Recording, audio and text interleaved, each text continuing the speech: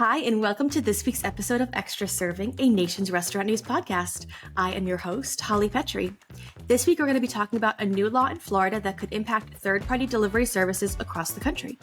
The Florida Senate last week passed a bill that would protect restaurants and consumers from third-party delivery companies by providing communication between customers and the restaurants rather than just the delivery app, as well as requiring delivery apps to get permission from restaurants before arranging food pickups. It also gives the restaurants the right to request that they be removed from the app's database if they want. The bill is heading to the governor's office for final approval. We've also seen the rise in the snack and mid-afternoon daypart over the past few years, but restaurants have really ramped up their offerings over the past year or so to compete with a group of new and specialty restaurants that are capitalizing on this consumer shift. Brands like Dutch Bros and Crumbl have done a great job capturing consumers' growing need, but big chains are noticing and making a play at the same business. McDonald's recently introduced CosMc, Taco Bell introduced its Churro Chillers, and brands like Subway and Potbelly have introduced 6-packs of their well-known cookies. Finally, on its last earnings call, McDonald's CEO Chris Kempczinski remarked that the chain has been losing market share to low-income consumers. This may be because the biggest brand in the world has had to increase prices as inflation has gone up over the past few years. But consumers have noticed and no longer view the chain as the value player it once was. One of the ways the brand is trying to retain that customer is by introducing bundling at a $4 and under price point. You'll hear more about these stories ahead. Now it's time to turn it over to my lovely co-hosts. I'm Sam Oches, Editor-in-Chief of Nation's Restaurant News. And I'm Leigh Anne Zinsmeister, Managing Editor of Nation's Restaurant News. Well, guys, welcome. And Sam, we were talking before this. You wanted to start the podcast off with a dad joke. I'm giving you full reign to do that. Oh, you want to put me on the spot and have a dad joke? Okay. We can start every podcast with a dad joke. Well, I'll just repeat one that I just read to you guys, and I think at least one of you found it funny. Okay, here we go. My neighbor says his dog can bring a ball back from half a mile away. That seems a bit far-fetched to me. You need the sound effect there, Holly. I think you did a great sound effect on your own. I think we should record your sound effects and use those throughout the podcast. Sure, that sounds great. As I'm about to become a father the third time over, I have to invest in these. I need to just let them be a part of my DNA, because my next at least 18 years will be riddled with dad jokes. And by the way, I welcome, if anybody has good dad jokes, restaurant-related dad jokes especially, email them over, sam.oches@informa.com. I happily accept. And if you want to hear more dad jokes, listen to Sam's episode this week of Takeaway with Rush Bowls. He gets some real good dad jokes in. I mean, they are dad jokes. I don't know if they're good ones, but he gets them in. So I think the good thing is that I don't even realize I'm doing them, so they are becoming a part of me. That's the best part about this. It's a little scary. Yep. A little afraid for your children. All 3 of them soon to be. Yes, indeed. You're welcoming a Pisces. You should be worried. Never thought about it that way. Now I am. Oh, Lord. Big yikes. Big yikes. Big yikes. As a fellow Pisces, I'm telling you, big yikes. Eef. Okay. All right. So, we had a lot of news this week. That was interesting. I mean, I think that there was a lot of legislative news in the past week or so. We had the NLRB releasing some joint employer stuff. We had this Florida law. So let's sort of get into this delivery app issue, because, it's been an issue over the past several years, especially since COVID. It really ramped up. This story really blew up on our website, and I think that it's because people are really interested in how these delivery companies can be reined in. I think both consumers and restaurants are interested in that. And so this law that's floating around the Florida government, it's passed the Senate. It's heading over to Ron DeSantis's desk. And it basically is giving restaurants and consumers a way to get more control over the way that their deliveries are done. So it allows customers a way to talk to restaurants directly versus going through the third-party app or talking to the driver. And it also gives restaurants the opportunity to accept a pickup or not. And it gives them also the chance to remove themselves from the app, which was a big point of contention over the past few years for these companies and these restaurants that were seeing themselves on apps and not even knowing it. So, I mean, what do you guys think about this? Is this kind of the first law that's reining in third-party delivery apps? I don't know. I mean, I think that there have been laws trying to rein in these apps for 5 years, right? I mean, I think especially in COVID, there were a lot of laws that were rolled out because at the height of COVID, when all these apps were totally crucial to restaurants staying afloat. There was legislation trying to make sure that that wasn't going to, that still protected the interest of the restaurants, even though it was a real lifeline. So this certainly isn't the first legislation in this regard. But I mean, it's interesting because, like, look, this has been a problem for a while. This issue of the third-party marketplaces adding restaurants that do not wish to be on the platform. And obviously this is meant to protect the restaurants so that they have the ability to take themselves off, or not be on there in the first place. Because I think this is a fairly shady thing that the third-party marketplaces do, because, there's all kinds of brand representation. If a brand is on DoorDash or Uber Eats or Grubhub or whatever, they should have the right to maximize the potential of that by investing in branding and making sure it's as good as it can be. And to just throw them on the app without their consent means that they don't have that ability. They lose control over what their brand representation is on these apps.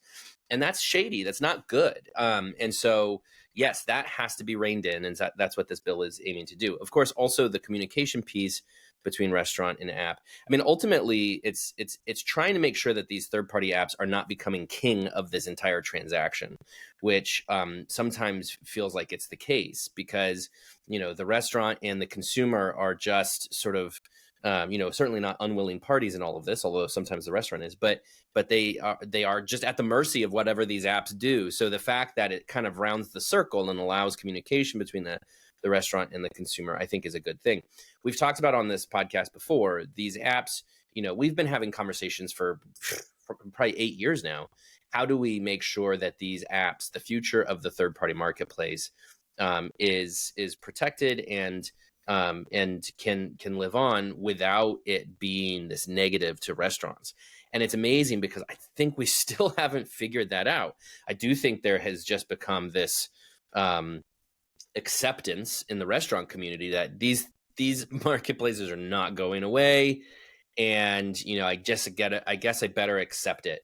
But I think there's still actions to take to try to protect the interest of restaurants, and something like this bill seems to be one way to do that. I mean, I'll be curious to see if any other bills come along that go this direction as well. I don't know if there's like huge momentum across the country to do something like this, but we'll have to see if in Florida, if it is signed into law, what kind of impact it could have. Because if it does have a positive impact, and look, I think it could have a positive impact for the third-party marketplaces as well.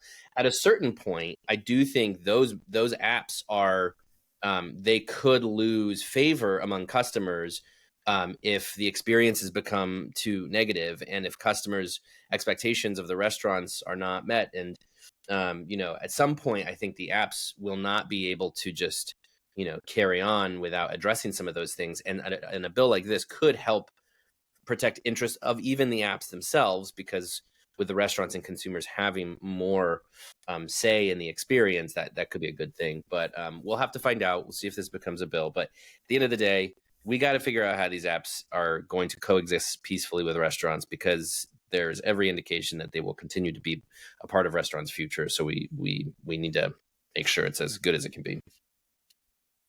Yeah, legislation like this actually surprises me when it pops up, because I think this is a New York thing, and I don't think it's like a legal New York thing. I think it's just the way restaurants function here. But I still, if I'm ordering from a new restaurant, will call the restaurant and ask, what's your preferred way for me to place an order? Because at the beginning of, like, back in 2020, a lot of restaurants were like, please order from us directly. And now every time I call a new restaurant, they say, you can order via, DoorDash, Grubhub, whatever they're using, or you can give me your order, but I'm just going to put it into Grubhub or DoorDash, and like, it'll come to you through them. So you might as well order it yourself for like accuracy's sake. So like restaurants in New York enthusiastically use third-party delivery. And I'm also surprised by the part of this bill that says that it'll require restaurants and consumers to be able to communicate directly, because I've also multiple times placed third-party delivery orders and then had the restaurant call me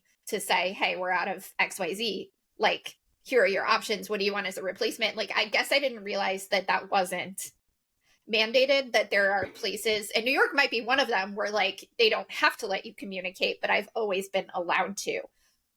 So with all of that said, it feels like this law would be, if not a good thing, then like a neutral thing, because all of those things in New York, like it always feels to me like the delivery drivers and the restaurants have decent relationships here. So maybe by mandating those things, if they're not super common in other places, can only foster better relationships between all of the parties. And that can only make a better experience for everyone. Because as you said, Sam, like, this isn't just good for consumers and restaurants. This is ultimately good for the third-party delivery companies as well.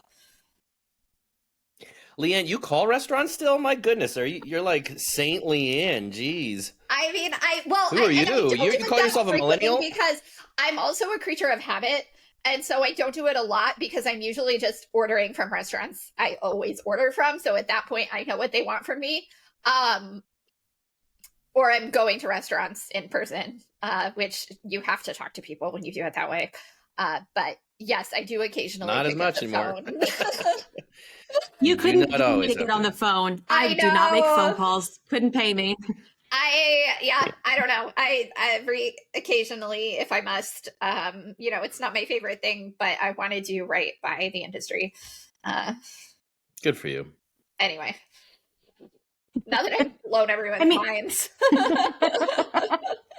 I kind of feel like this leads us into so President Biden mentioned in his State of the Union that he was going to get more in depth on junk fees. Now, I didn't put this in our outline, so if you guys aren't prepared, I could talk about. I had a long conversation with Joanna about it. So that he mentioned junk fees, and that there's this new task force to really attack junk fees, which yes is mostly aimed at concert venues, and Ticketmaster is a big target of this, but it also impacts restaurants. So it's these credit card fees, the service fees that you'll see on your bill to help. They say this is a service fee to help, our employees get health care. And that's part of this bill, is that it would attack this. And so what made me think of it is that I ordered in yesterday. I ordered Chipotle. Yes, it's 10 blocks away, but I didn't want to walk there. And in New York, there's a $1.99 fee for the increase in wages, and they tell you that. And then there's a $3 fee just to use the app because they need it to function. And so I'm just thinking about the fact that we've had all these fees piled on over the past few years. People are not used to it with delivery, but restaurants are starting to do it. And it's compounding, and the consumer is noticing it and is getting annoyed by it. And I think that that's why this junk fee issue is coming up so much, but it is impacting restaurants. And I feel like it's similar to a way that the delivery companies are working too. So, I mean, do you guys think that this is that this could impact the restaurant industry negatively? Well, no. I mean, I think to your point, with this bill, the idea here is transparency, is to make sure there are no hidden fees that consumers are unwillingly spending, or unwittingly spending, I should say. Transparency, yes, is a good thing, but more to the point, and I think what Biden is trying to accomplish here is to try to not just make the transparency of the issue, but to eliminate the fees. And you're right, Holly, that this was a big issue with concerts. I believe the two of you enjoy the songs of one Taylor Swift, and I think this was her doing, and the cluster around the Eras tour last year motivated a lot of this, right? So yeah, with concerts for sure. But I go to, if I'm lucky in this stage of my life, maybe 2 concerts a year. I am ordering DoorDash or Uber Eats, possibly multiple times a week sometimes. So that's more relevant to my life than the concerts. And yeah, we've talked about it on this podcast a few times recently, but to reiterate, I think the experience for a lot of restaurant consumers recently has become that they pull up an app, they order delivery, they just skate by they're not looking at an itemized receipt. They just skate by. I think the expectation is I'm probably paying more than I should, but oh well, Netflix and chill. And they just move on. Right now, I'm not saying that customers are happy with these fees, but I am suggesting that I think that a lot of these fees I think the fees are getting carried away. And I think if consumers are not careful, it will become worse and worse, because I think there has to be pushback. And so far, there hasn't been enough pushback so that the companies are just like, okie doke, here's some more fees. And, I've complained here before, but like when I'm spending upward of, over $30 for 10 wings and a side of fries was, an experience I had once that was particularly egregious. To me, that's not okay. And so I think the legislation around fees is trying to ensure that that doesn't become the norm, because we could all get numb to this. This could become the norm. We could get numb, and the restaurants would be like, okay, more fees. And it has to be that, these fees, I think we should expect to pay a fee for service to the third-party apps. Let's call it the laziness fee, Holly. I think we should expect to tip, because look, that's just our culture. And so long as tipping is a part of our culture, we should tip our delivery driver. But when you start to tack on a lot of these insane, bogus fees that have been, well documented across Twitter and elsewhere, that's where it becomes just completely ridiculous. And we do need to get that under control. And I don't think it's usually not the restaurant that's doing it. It's usually the market or the third party that is facilitating the transaction. Well, and it wasn't very clear in the legislation, or it's not legislation, it's just like a saying. But Joanna also was a little murky on this, is that, it possibly could include the fact that prices are raised, because that is not transparent. And so that's something that is a little murky in this that might be figured out. But restaurants often raise the price on these delivery apps, and that could be something that has to be said in the future, or may not be able to happen. And so I think that's an interesting thing too, because that is the restaurants directly who are doing that versus the delivery apps that are doing those fees. But it also impacts those fees that restaurants have that are saying, we're giving more healthcare to our workers. Here's a 2% fee, or here's a 3% credit card fee. And I think that's the interesting point for restaurants too, is that a lot of these companies, especially independent restaurants and smaller restaurant groups, are putting on these fees. They're giving all these great benefits. They're doing great things for employees, but they're putting the onus on customers. And I think customers are revolting. And I think that that's also part of this.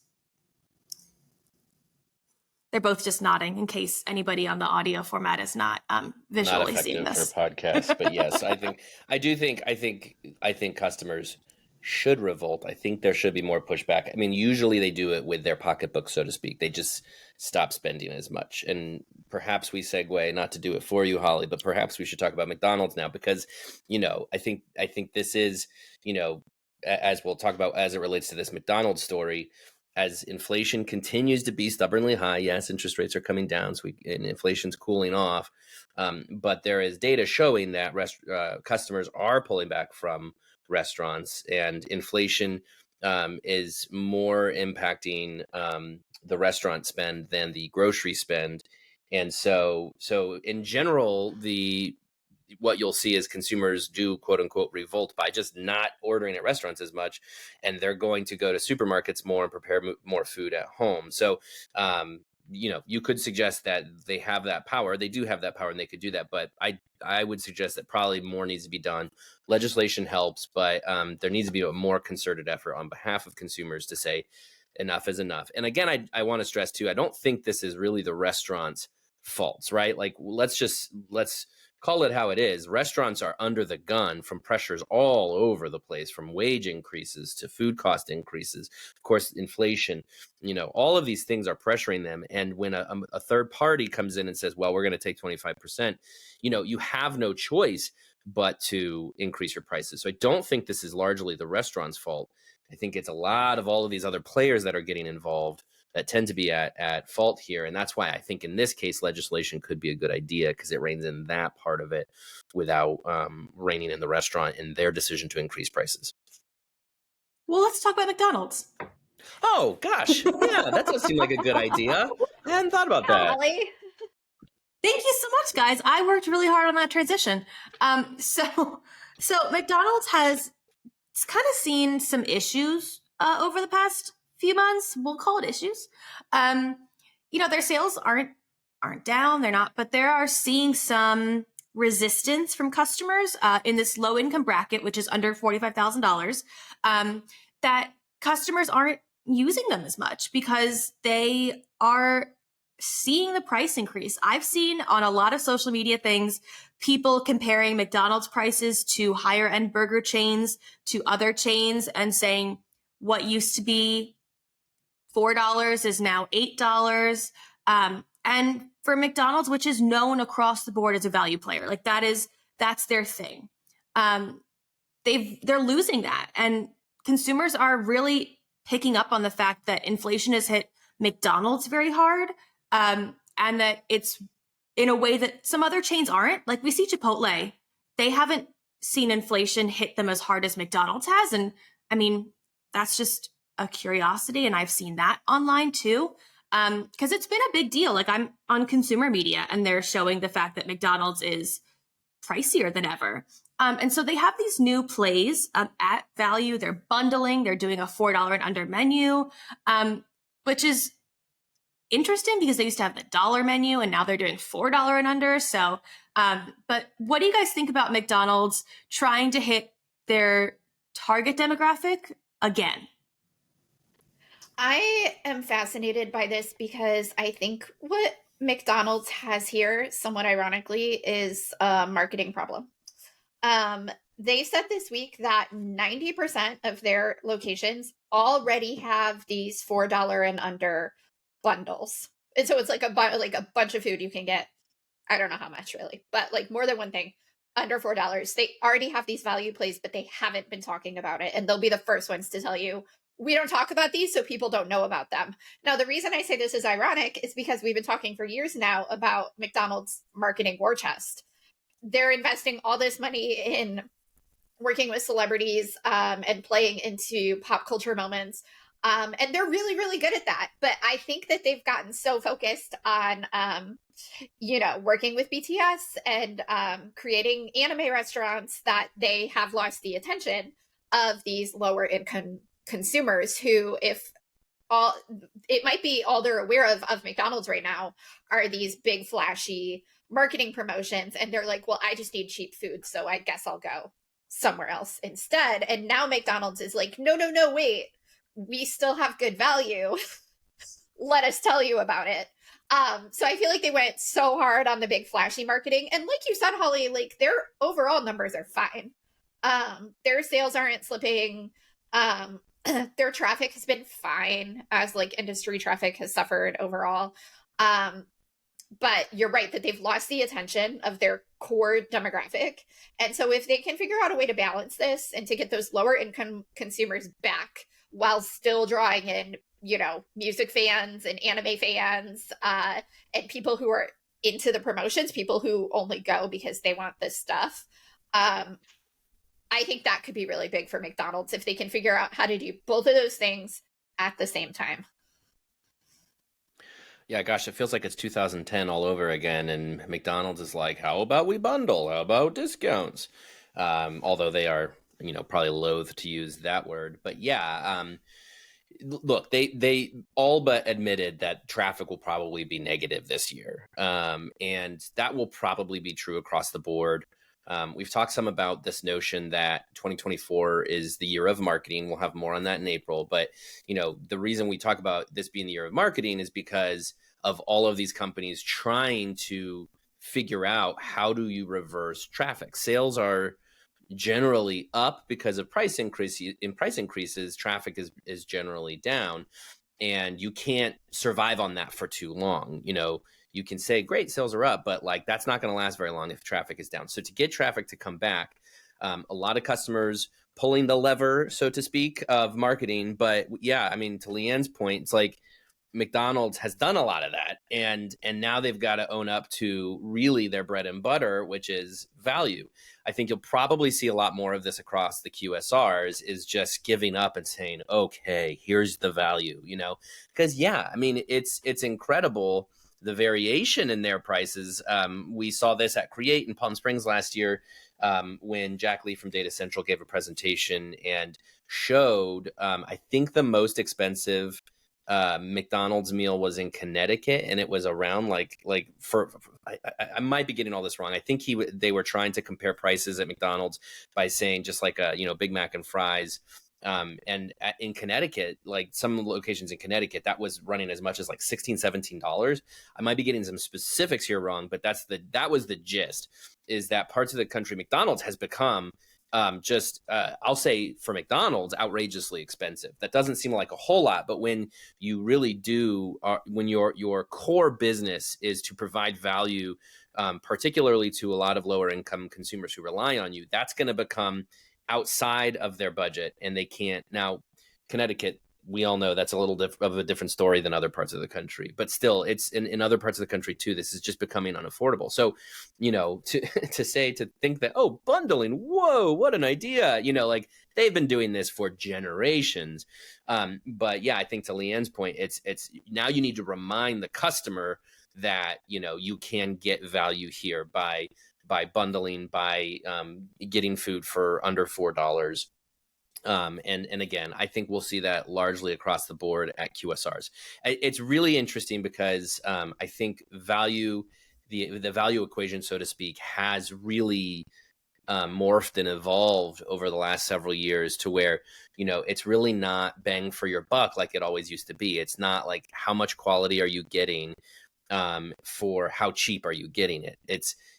There are all these other factors that are coming in, and that's including convenience, and that's including, whether I'm able to order it digitally and get it within 20 minutes delivered to my doorstep, and all of these things. And McDonald's, to me, this felt like a recognition of McDonald's saying, okay, but value starts at price point. And price has been in the news a lot lately. We talked about Wendy's dynamic pricing, and, that the outcry over that was a reminder that, hey, Wendy's, McDonald's, Burger King, Taco Bell, Subway, like these major QSR chains, first and foremost, are a value opportunity for customers, and they have to double down on that. All of the whiz bang marketing things can come later, but like focus on the core thing first now, and hope that will bring some of the customer traffic back, and then you can maybe start to layer on top of that some of the other, fun marketing things that they were trying to do. I mean, I think that marketing is a double-edged sword because I think it brings in new customers, but I think a lot of regular customers see it as an unnecessary financial spend when their prices are going up already. And so I think that like a lot of customers see like, oh, McDonald's is partnering with Travis Scott. That's amazing. I want to go get that meal. And I think a lot of their core customers say, why are you spending money on Travis Scott? Why are you spending money on executive salaries? I want a cheaper meal. And I think that that's the mindset of some consumers, and they may be lower income consumers who are thinking that and who are getting driven away by these flashier marketing moves because they're saying, lower my prices, use that money to lower my prices. So I don't know. That's an interesting thing to think about when it comes to this marketing play, because marketing is great, but it also has a backside. But Sam looks like he's debating that. Well, it's interesting because I don't know that consumers think about it that hard, right? I mean, because let's start here. Nothing's going to change with the executive salaries, right? They're not going to say, oh, guys, sorry, I'll take a $8 million pay cut so you can have cheaper burger. Like, that ain't happening, right? I guess it's more like, because it's such but I'm glad you brought this up, Holly, because I think that this is an interesting thing where there's a lot of perception when it comes to value, right? It's the perception of value. It is I see the lower price point, therefore I think to myself, value. So I don't know if people would jump to, you got enough money to pay Travis Scott for this campaign, but you don't have enough money to lower my prices. I think it's more like my perception of McDonald's is cheap food, and I'm not registering cheap food when I look at that menu. And so I think they can have it both ways. I think McDonald's can have Travis Scott and a C-suite that makes a lot of money. Is that a Burger King slogan? Have it both ways? Have it your way. Have it your way. Can you imagine if the slogan was have it both ways? Have it your way.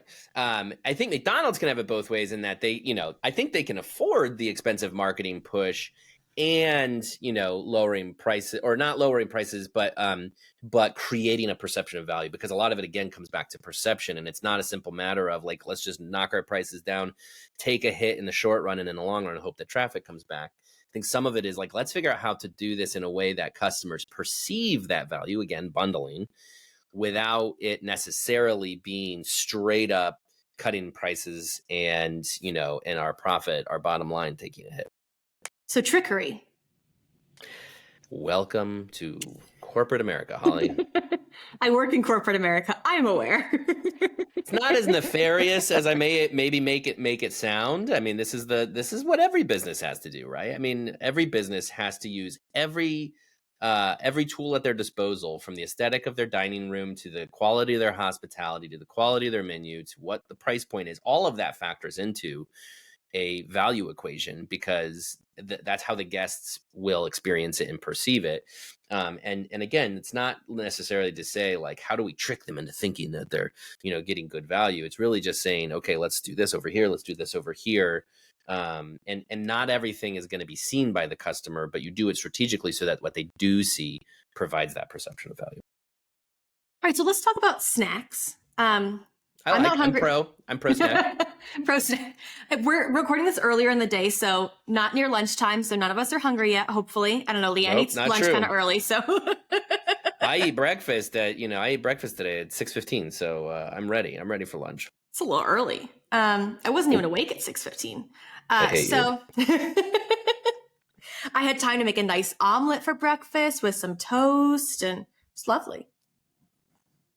I had a nice slow breakfast because I have no children. It was great. I think the stare is the let's move along now. We're talking about snacks.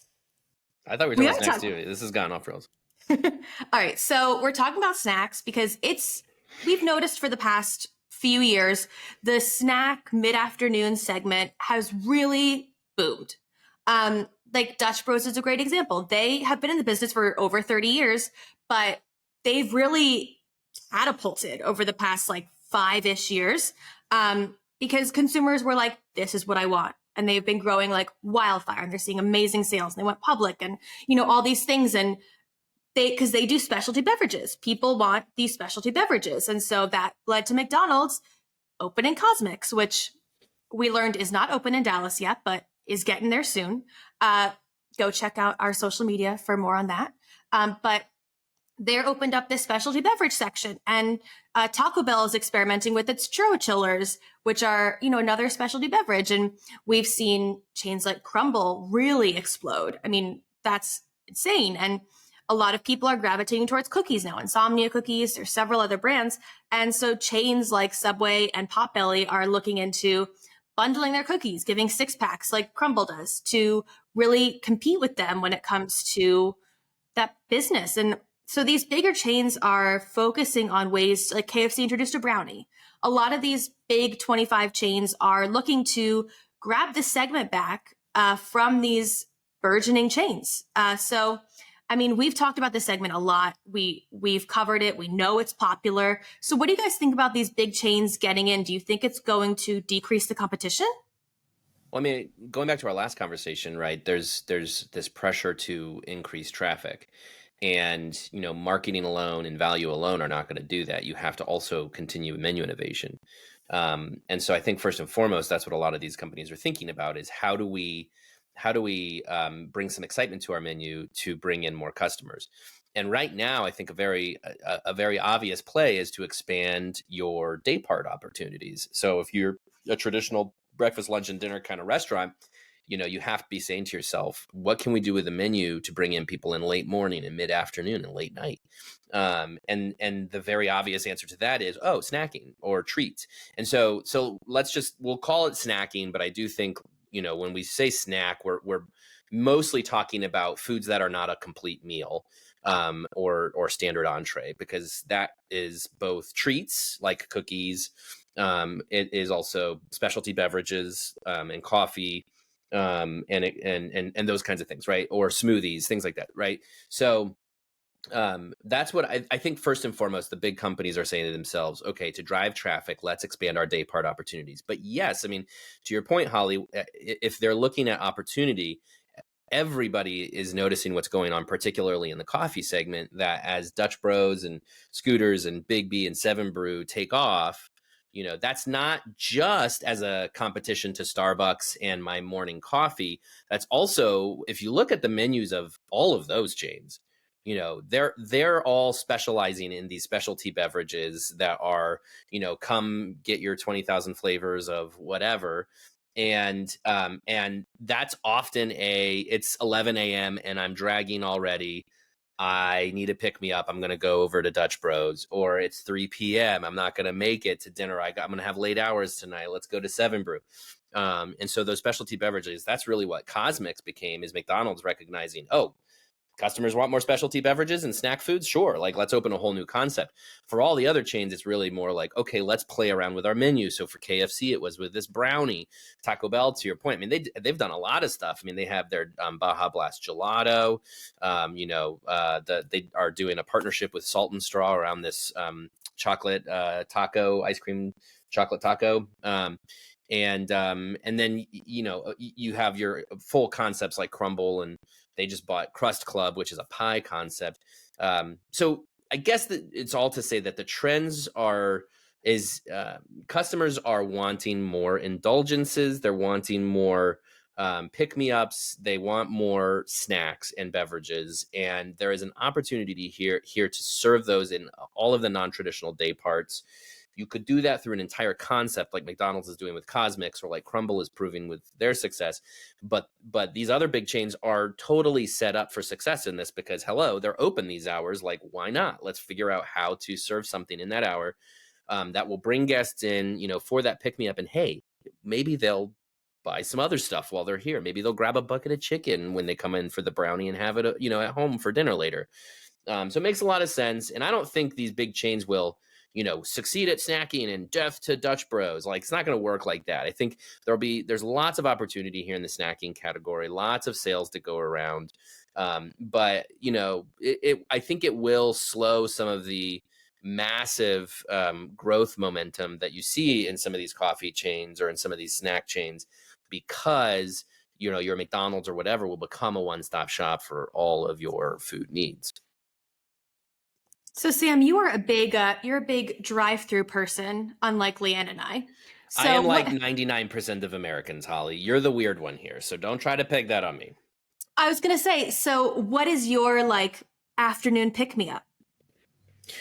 Okay, so this isn't going to surprise you. It's ChickfilA. ChickfilA's frozen lemonade is basically a drug to me. And if Katie, my wife, ever says to me, I'm going through ChickfilA, which is often in our house because of the kids, she says, do you want anything frozen lemonade, please? Like, that's my go-to. Sometimes it is like she also goes to Starbucks a lot. So for me, if she's going to Starbucks, for me, it's like a mocha. So I think it's proof that like a specialty beverage for me is the indulgence. I like it simple. I don't need your crazy flavors. I just give me the straight mocha. I'm not a huge sweet guy. And I find that frozen lemonade at ChickfilA, even though it's sweet, it's not overly sweet. But yes, if I can grab one of those through a drive-through with a spare 10 minutes in the afternoon, I am here for it. I'm curious to see how this plays out, largely because my first instinct is that the biggest change that these chains will see will will be higher tickets at the traditional day parts. Like, I can't imagine myself. I mean, I can't imagine myself doing this at all, but I can't imagine a person in the middle of the afternoon being like, I want a cookie, and then going to Subway. Or, I want a snack, so I'm going to go to Subway and get a footlong churro. And listen, I think a footlong churro sounds fantastic, but if I want a sweet treat in the middle of the afternoon, I'm not going to think of Subway, even if I've already had the churro. But if I'm at Subway and I'm getting dinner or lunch, I'm getting a sandwich, I see those there, I think, oh, and I'll grab one of those for after my meal. As opposed to being a place you think of to go, I think the traditional customer is still going to go to a Dutch Bros or a Starbucks where they can get like a pastry or something, as opposed to going to the big chains. Now, I'm not saying I don't think getting into the snacking game can hurt these big chains. I think it's probably a fairly small investment for what can only be a positive return, even if it's a small one. But I just, like Sam said, McDonald's isn't going to take down Dutch Bros. that's just not in the cards. Now save that soundbite so in 5 years you can play it back and tell me I'm wrong. But hey, see what happened. That's my hot take.